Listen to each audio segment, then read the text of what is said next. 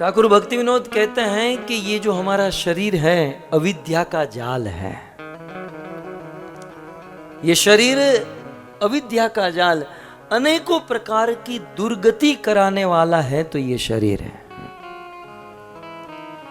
आप विचार करो, हम दिन में 24 घंटे में से शरीर के लिए कितने घंटे निकालते हैं? लगभग 22-23 घंटा शरीर के लिए। शरीर को खिलाना पिलाना सुलाना एंजॉयमेंट कराना, शरीर। ये शरीर अविद्या का जाल है। कुलशेखर आलवार कहते हैं शरीर व्याधि मंदिरम सत्संधि जर्जरम। शरीर रोगों का घर है। सबसे बड़ी प्रॉब्लम जो है ना, ये शरीर है। एक बात समझ लीजिए, जब तक ये शरीर है हम प्रॉब्लम से मुक्त नहीं होंगे। कुछ लोग कहते हैं यार मेरी प्रॉब्लम है। प्रॉब्लम तब तक रहेगी। एक प्रॉब्लम का सॉल्यूशन हुआ तो 5 आकर खड़ी रह जाएगी। और ये प्रॉब्लम कब तक रहेगी? जब तक ये शरीर है। और ऐसा मत समझिए ये शरीर छूट जाएगा तो बस खत्म सब कुछ। ये छूटा तो दूसरा मिलेगा, दूसरा छूटा तीसरा मिलेगा। बार बार जब तक ये शरीर मिलता रहेगा प्रॉब्लम बनती रहेगी। इसलिए ठाकुर भक्ति विनोद कहते हैं शरीर अविद्या जाल है। शरीर अविद्या का जाल है। मैं अक्सर नहीं सुनाता हूं, एक बार एक राजा थे, बीमार हो गए, बड़े परेशान थे, उनकी बीमारी दूर ही नहीं हो पा रही थी। एक दिन बहुत बड़े वैद्य आए, राजा का हाथ देखा और कहा कि एक उपाय है। बोले क्या? बोले किसी सुखी आदमी का कुर्ता समझते हैं? किसी सुखी आदमी का कुर्ता इनको लाकर पहना दो, इनका रोग ठीक हो जाएगा।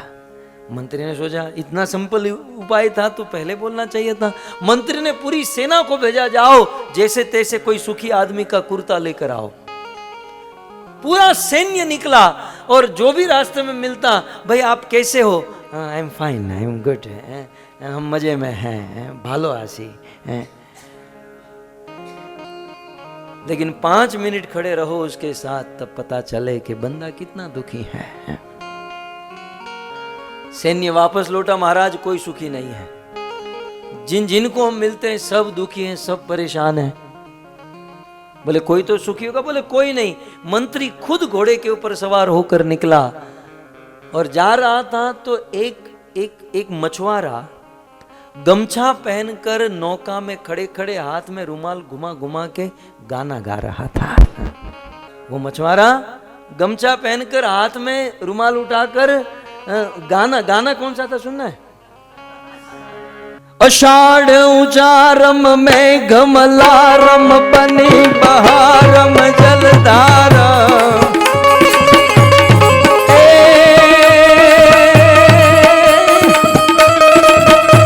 आषाढ़ उचारम में घमलारम बनी बहारम जलधारम। दादूर डकारम मयूर पुकारम तड़िया तारम विस्तारम। ना नहीं संभारम क्या संभारम नंद कुमारम निर्ज्ञारी। कहो राधे प्यारी मैं बलिहारी। गोकुल आवो गिरधारी रे तुम गोकुल आवो गिरधारी। गमछा पहन कर ऐसे गाना गा रहा था। वो मंत्री समझ गया कि लगता है ये सुखी आदमी है। मंत्री घोड़े से उतरा, दूर से बोला ए महाराज यहाँ कोई काम धंधा नहीं? बोले कोई काम धंधा नहीं।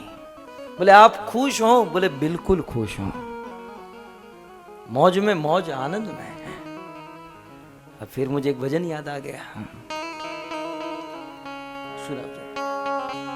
जो आनंद संत फकीर करे, जो आनंद, शब्द के ऊपर ध्यान दीजिए।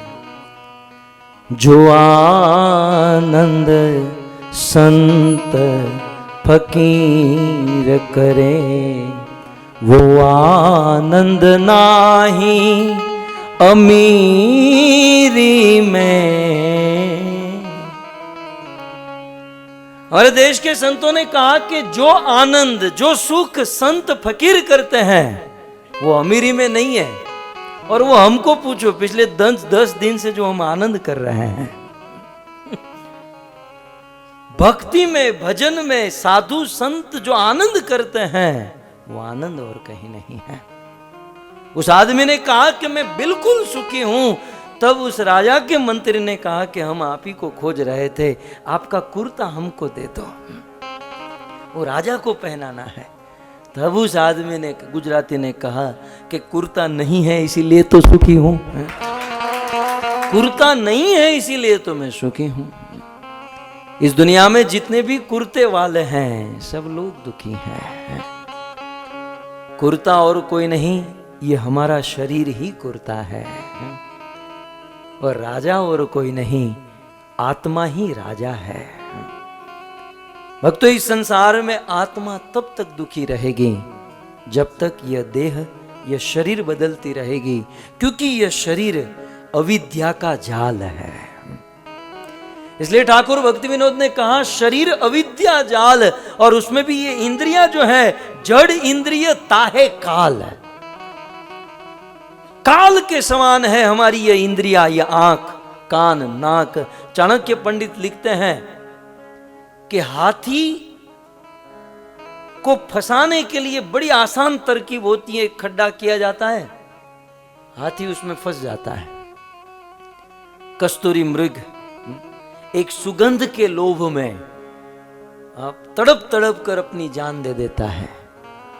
ये 5-6 पशुओं को उन्होंने गिनाया कि एक एक इंद्रियां इनकी काम करती हैं, लेकिन फिर भी ये पशु लोग तड़प तड़प कर मरते हैं।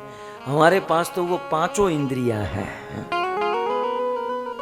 तो शरीर की जो इंद्रियां है अविद्या का जाल है।